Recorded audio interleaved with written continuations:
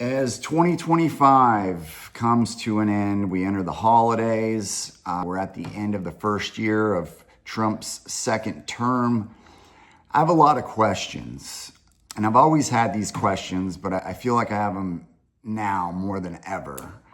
Who are these politicians beholden to?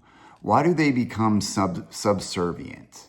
It doesn't matter what side, left or right. Obama ran on change. He didn't change anything. He ended up funding all the banks that were affiliated with the mortgage meltdown and Citibank and so forth, and put us into even more debt. Donald Trump doesn't seem to be draining the swamp by any means. He, more than anything, seems to be a part of it.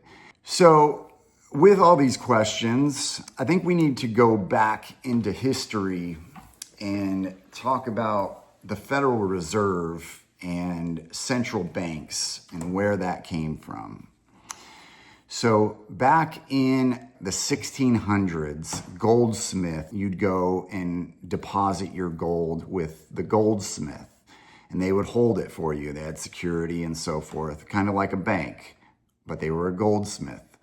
Well, they realized that nobody was ever coming to retrieve their gold, or if they did, they got a small portion of it. So they had a big gold reserve. So they started issuing receipts so that people weren't walking around town and get mugged for their gold. They had a ledger and receipts. Then they realized that they can loan money out because they're backed by this gold, and that's where fractional reserve currency or fractional reserve banking came from. Well, in 1694, the British government was broke due to a bunch of wars. So they decided to privatize the Bank of England and create the Bank of England. And that created a central bank where they would loan their own money to the British government, and the government would pay back the Bank of England with interest. After the Bank of England was created, you had the creation of the Rothschild dynasty with Mayer de Rothschild. And he was the founding father of finance, or whatever they call him. Anyways, during this time, you also had the French Revolution, the Napoleonic Wars. Mayer Rothschild had his 5 sons go out to different countries in Europe and create their banking dynasty while funding Napoleon, funding the British for more wars. Well, the Battle of Waterloo happened and Napoleon lost the war, but the Rothschilds had a faster courier system than any government. So they could run money back and forth, transfer, and they can also go and sell and buy bonds faster than anybody's aware of anything. So Napoleon lost the war at Waterloo. Nathan Rothschild goes to the stock exchange to sell all of his British bonds, even though Napoleon lost against the Brits.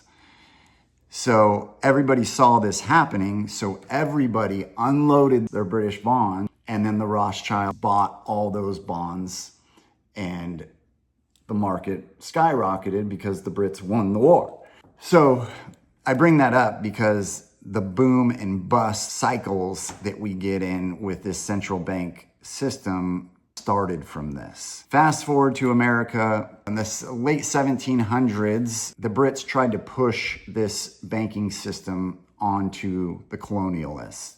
The colonialists had their colonial script, and they didn't want anything to do with the Bank of England's system. Well, they forced it upon the colonialists, and then had the tea tax, and all these things ramped up, caused the American Revolution. Most presidents did not want a central bank system in the founding fathers and so forth. Thomas Jefferson was extremely opposed against a privatized banking system. So you had Andrew Jackson, who ran on no banks, won in a landslide. And he was the first American president.